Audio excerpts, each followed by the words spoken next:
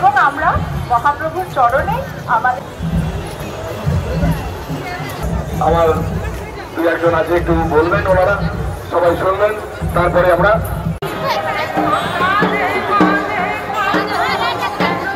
জগন্নাথ প্রভু মহাপ্রভু মন্দির কমিটির প্রধান সেবায়ক আমাদের সবার প্রিয় সোমনাথ রায়চৌধুরী এবং আপনারা সবাই যারা এসেছেন সবাইকে আমার তারপর আমাদের প্রভু আবার মন্দিরে ফিরে যাবেন, তাই সকলকে অনুরোধ করব আসুন আমরা সবাই একসাথে মিলে এই রথযাত্রা পালন করি।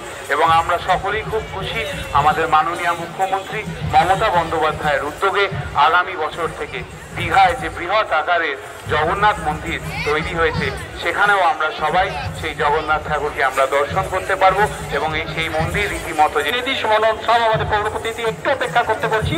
অনুষ্ঠানটা পরে আবার আমরা নতুন করে বরণ করে নেব সবাইকে। অনুষ্ঠান শুরু হয়ে যাক, অনুষ্ঠানটা শুরু করে দাও।